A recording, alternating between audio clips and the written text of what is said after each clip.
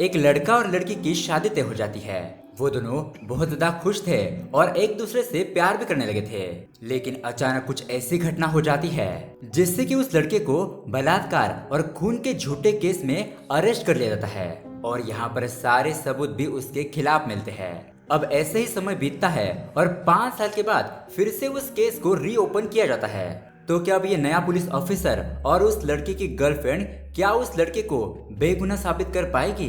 यही देखेंगे हम आज की क्राइम थ्रिलर कहानी में। इस कहानी के एंड में आपको एक जबरदस्त ट्विस्ट देखने को मिलेगा, इसलिए दोस्तों वीडियो को एंड तक जरूर देखना। तो दोस्तों मेरा नाम है किरण और आप देख रहे हैं हॉरर बॉक्स हिंदी।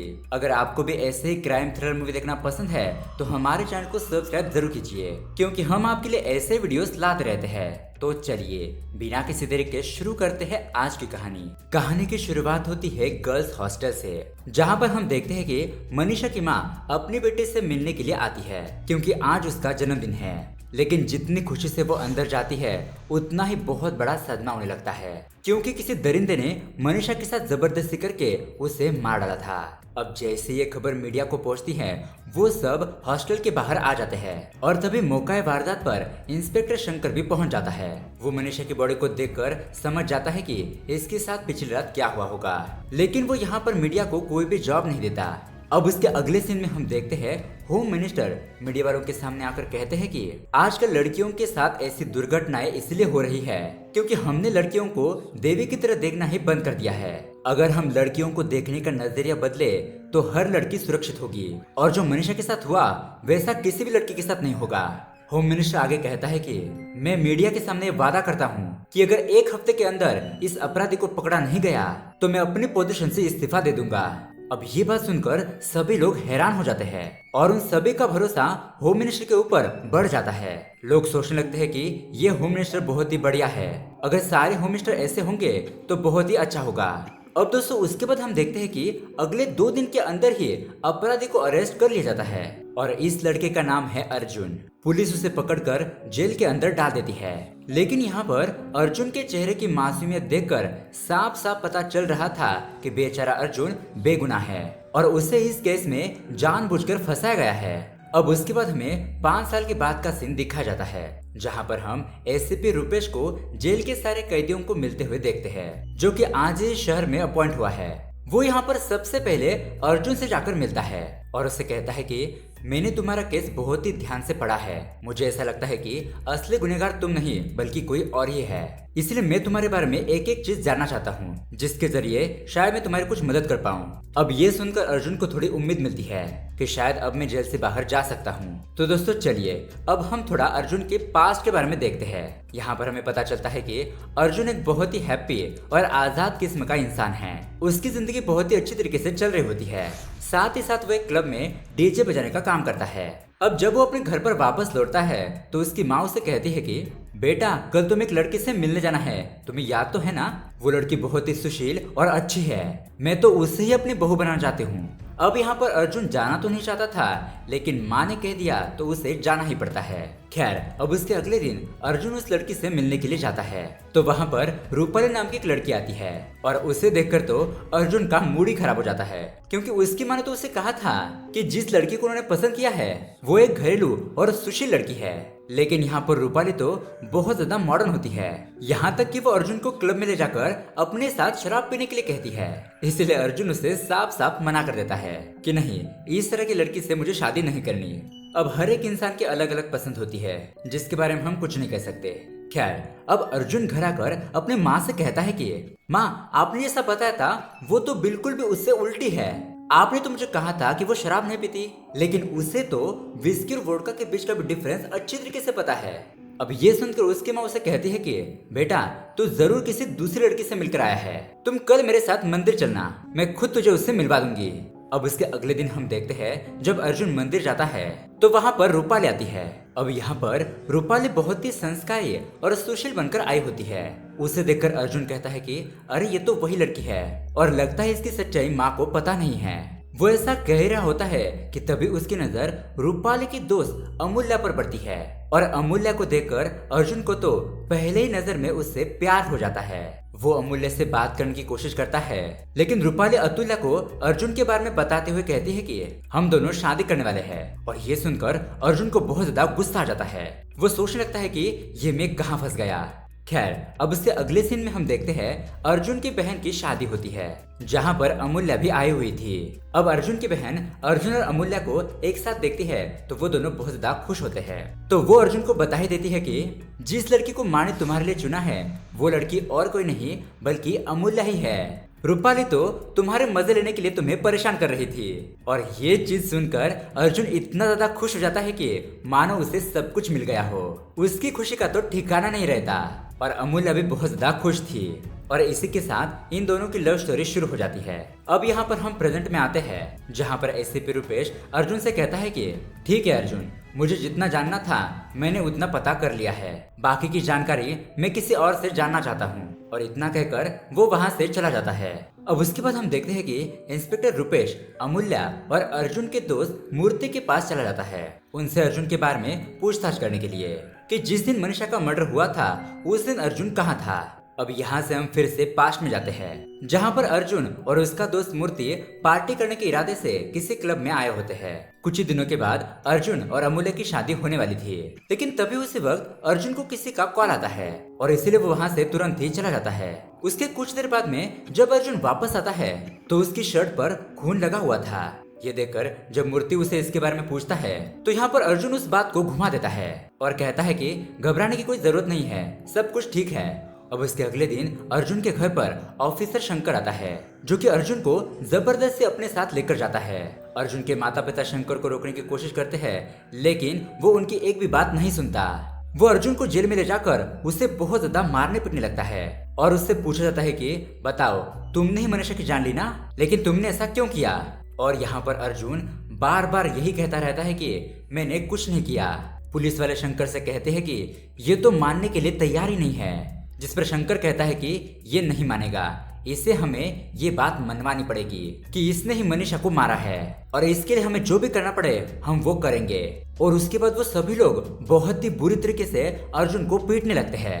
अब उसके अगले सीन में अर्जुन को कोर्ट में पेश किया जाता है। कोर्ट में जोसेफ नाम का एक वकील अर्जुन के खिलाफ होता है। वो जज से कहता है कि जज साहब, ये अर्जुन हमेशा से ही डीजे बजाने का काम करता है और लड़कियां तो इसके हमेशा आसपास ही घूमती है, तो इसके लिए तो लड़कियों के साथ ऐसा करना कोई आम बात नहीं होगी।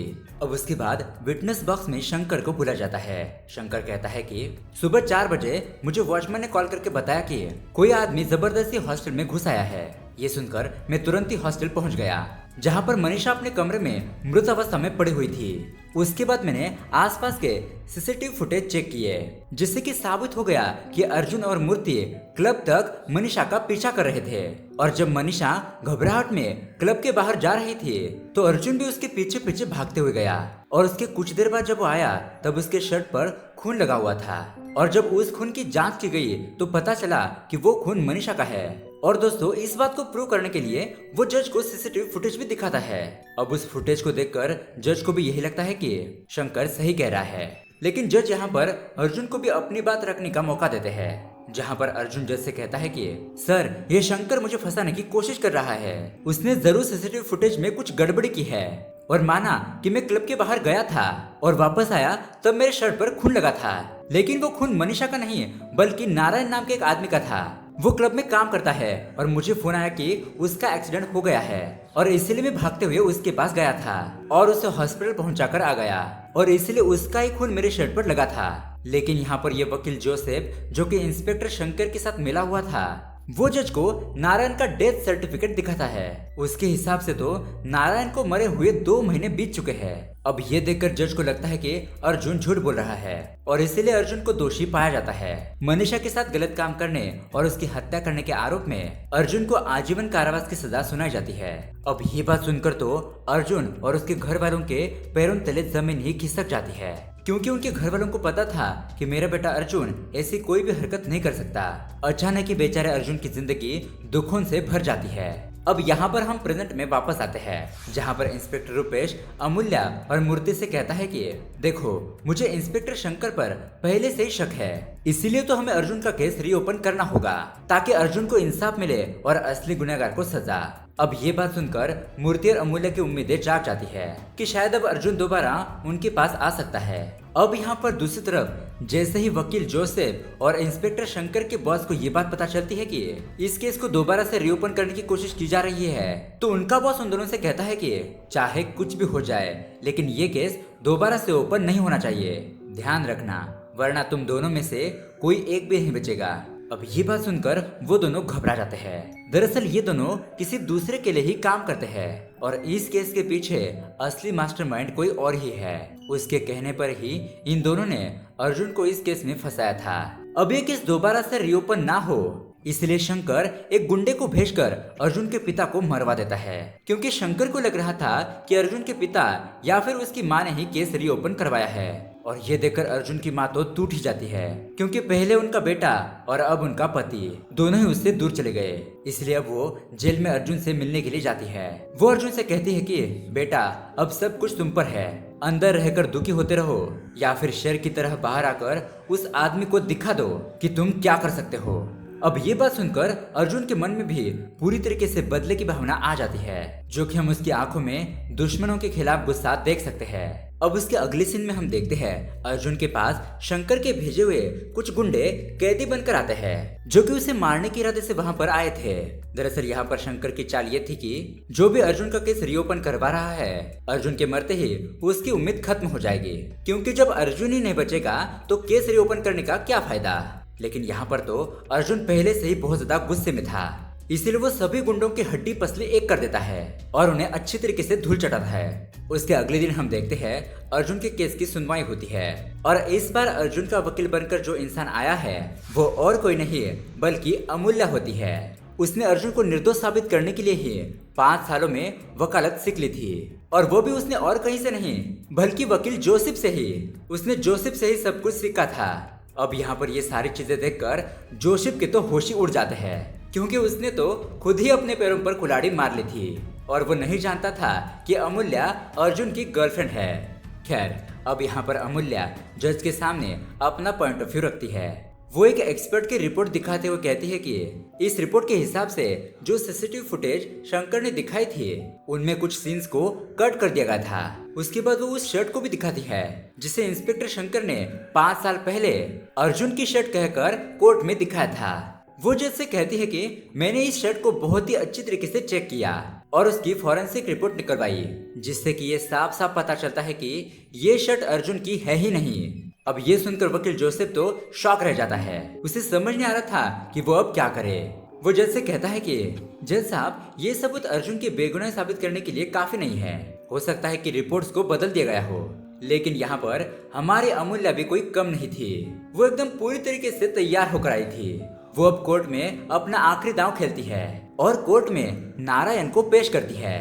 दोस्तों ये वही नारायण है जिसकी अर्जुन मदद करने के लिए गया था और वकील जोसेफ ने इसका झूठा डेथ सर्टिफिकेट दिखाया था। यहाँ पर पता चलता है कि डेथ सर्टिफिकेट में नाम वगैरह सब कुछ बदलकर नारायण के नाम से कोर्ट में वो रिपोर्ट दिखाई गई थी। अमूल्य आगे ये भी कहती है कि इतना ही नहीं, मेरे पास उस हॉस्पिटल का बिल भी है जहाँ अर्जुन नारायण को एक्सीडेंट के बाद लेकर गया था और अपने कार्ड से उसने पेमेंट भी की थी, जिसकी टाइमिंग और डेट आप देख सकते हो।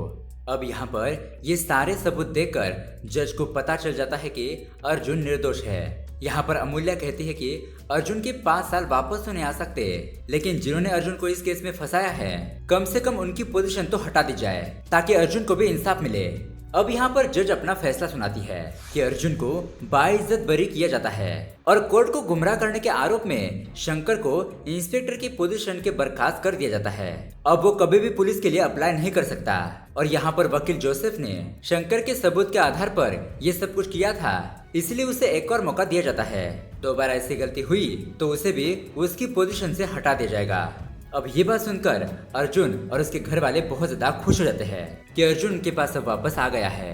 दोस्तों उसके अगले सीन में हम देखते हैं अमूल्य और अर्जुन मंदिर आते हैं, जहाँ पर उन्हें स्टार्टिंग में जो मनीषा नाम की लड़की मरी थी उसकी माँ दिखाई देती है। वो अर्जुन से कहती है कि बेटा मुझे माफ कर देना, मैंने तुम्हें गलत समझा लेकिन बेटा तुम तो बाहर आ गए, लेकिन मेरी बेटी का असली अपराधी अभी भी बाहर घूम रहा है। जिस पर अमूल्य कहती है कि अर्जुन के बाहर आने से मुझे आधे ही सफलता मिली है। मेरा काम पूरा तब होगा जब मैं मनीषा को इंसाफ दिला पाऊंगी और उसके हत्यारों को सजा दिलवाऊंगी। अब ये बात सुनकर मनीषा की माँ को भी थोड़ा दिलासा मिलता है। अब उसके अगले सीन में हम देखते हैं कि सब इंस्पेक्टर रुपेश सारे लोगों से दोबारा से पूछताछ करता है ताकि कोई ऐसी कड़ी मिल जाए जिससे कि असली अपराधी पकड़ा जाए। तो वही यहाँ पर अर्जुन और बाकी के सभी लोग उस क्लब में आते हैं जहाँ पर मनीषा आती थी। वहाँ पर आने के बाद ये लोग उस दिन को याद करने लगते हैं कि आखिरकार उस दिन क्या हुआ था। तब जाके अर्जुन को याद आता है कि उस दिन जब वो नारायण को बचाने के लिए क्लब से बाहर निकला था तो उसके कुछ सेकंड पहले ही कोई दूसरा इंसान बाहर निकला था और उसने भी अर्जुन की तरह ही व्हाइट शर्ट पहनी हुई थी। हो ना हो वही असली अपराधी है। लेकिन इस बात को तो बीते 5 साल हो चुके हैं और सीसीटीवी फुटेज तो 3 महीने तक ही स्टोर की जाती है, तो इसके बारे में पता करना मुश्किल है। अब यहाँ पर अमूल्य अपना दिमाग लगाती है। उस वकील जोसेफ के पास उस दिन का असली सीसीटीवी फुटेज जरूर होगा और फिर उसने उसे एडिट करके कोर्ट में दिखाया था। यानी कि वो रॉ वीडियो है और ओरिजिनल वीडियो उसके पास जरूर होगी। हमें कैसे भी करके उस फुटेज को हासिल करना होगा। अब उसके बाद अमूल्य चुपके से जोसेफ के ऑफिस जाती है और उसके लैपटॉप से असली फुटेज अपने पेन ड्राइव में कॉपी कर लेती है। लेकिन दोस्तों उसके जाने के बाद जोसेफ को ये बात पता चलती है। वो समझ जाता है कि ये काम अमूल्य का ही है। इस चीज से वो वकील इतना ज्यादा गुस्सा होता है, पता नहीं क्या करेगा। इधर हम अमूल्य को देखते हैं जो कि अपने घर की तरफ जा रही होती है, लेकिन तभी वहाँ पर इंस्पेक्टर शंकर के भेजे हुए गुंडे आ जाते हैं जो कि उसे मारने के इरादे से वहाँ पर आए थे। लेकिन तभी वहाँ पर सब इंस्पेक्टर रुपेश आ जाता है और वो उन गुंडों की बहुत ही अच्छी तरीके से पिटाई करता है। जब शंकर वहाँ पर आता है तो रुपेश उससे भी नहीं छोड़ता, क्योंकि अब तो वो कोई पुलिस वाला नहीं है बल्कि वो तो एक गुंडा बन चुका है। अब रुपेश शंकर को धमकाकर अमूल्य को लेकर वहाँ से चला जाता है। अब रुपेश और बाकी के सभी लोग असली सीसीटीवी फुटेज देखते हैं और दोस्तों यहाँ पर आता है बहुत बड़ा ट्विस्ट, जहाँ पर उन्हें पता चलता है कि जो अर्जुन से पहले मनीषा के पीछे गया था वो इंसान और कोई नहीं बल्कि होम मिनिस्टर का बेटा रविंद्र होता है। वही होम मिनिस्टर जो मीडिया के सामने लड़कियों को देवी कह रहा था, उसी के बेटे ने मनीषा की जान ली थी। और दोस्तों बस इतना ही नहीं, असली मास्टरमाइंड तो ये होम मिनिस्टर ही होता है जिसने अपने बेटे रविंद्र को बचाने के लिए इंस्पेक्टर शंकर और वकील जोसेफ को हायर किया था ताकि वो अर्जुन को इस केस में फंसा पाए। अब यहाँ पर ये बात जानकर सभी लोग हैरान हो जाते हैं। अब उसके अगले सीन में हम देखते हैं अर्जुन और अमूल्य मनीषा की माँ के पास आते हैं ताकि उन्हें पता चल सके कि क्या मनीषा का कोई दोस्त था जिससे वो मिलने के लिए क्लब में गई थी। ऐसा हो सकता है और ऐसा हो सकता है कि उस दोस्त को सारी चीजें पता हो और वो कोर्ट में रविंद्र के खिलाफ गवाही देने के लिए तैयार हो जाए। और तब उन्हें पता चलता है मनीषा के एक दोस्त श्वेता के बारे में। श्वेता हमेशा ही मनीषा के साथ रहती थी, इसलिए अर्जुन और अमूल्य श्वेता के पास जाते हैं और यहाँ पर उन्हें सारी बातें पता चलती है कि मनीषा के जन्मदिन की खुशी में पार्टी देने के लिए मैंने उसे क्लब में बुलाया था, लेकिन वहाँ पर रविंद्र की गलत नजर उस पर पड़ गई। मैं उस समय बहुत ज्यादा नशे में थी, इसलिए मनीषा की मदद नहीं कर पाई और मनीषा तुरंत ही हॉस्टल आकर उसने अपने लैपटॉप का वेबकैम ऑन किया था क्योंकि वो जानती थी कि रविंद्र कभी भी उसका पीछा करते हुए वहाँ पर आ सकता है। और वैसा ही होता है, रविंद्र ने मनीषा के साथ जो कुछ भी हुआ वो सब कुछ वेबकैम में रिकॉर्ड हो गया था। मैंने जब उसका लैपटॉप चेक किया तब मुझे उस वीडियो के बारे में पता चला। मैं इस वीडियो को लेकर पुलिस स्टेशन में भी गई थी, लेकिन पुलिस वालों ने तो मुझे ही धमकाकर वहां से भगा दिया, इसलिए मैं कुछ भी नहीं कर पाई। अब ये बात सुनकर अर्जुन और अमूल्य हैरान हो जाते हैं क्योंकि अब उन्हें रविंद्र के खिलाफ बिल्कुल भी सॉलिड सबूत मिल गया था। अब सब इंस्पेक्टर रुपेश सारे सबूत देखकर रविंद्र को कोर्ट में लेकर आ जाता है, लेकिन सबसे बड़ा सबूत मनीषा की दोस्त श्वेता अभी तक कोर्ट में नहीं पहुंची थी। अर्जुन उसको लेकर कोर्ट में आ रहा होता है कि तभी होम मिनिस्ट्री के भेजे हुए गुंडे उनका रास्ता रोक लेते हैं ताकि वो उसके बेटे रविंद्र के खिलाफ गवाही ना दे पाए। लेकिन यहाँ पर हमारा हीरो अर्जुन सभी गुंडों से भिड़ जाता है और उन्हें हराकर श्वेता को सेफली कोर्ट में लेकर आ जाता है। अब यहाँ पर कोर्ट में जज को श्वेता का बयान, सीसीटीवी फुटेज और साथ में वेबकैम वाली वीडियो भी मिलती है और इन सारे सबूतों को देखकर जज तुरंत अपना फैसला सुनाते हैं कि रविंद्र एक अपराधी है और उसे आजीवन कारावास की सजा दी जाती है।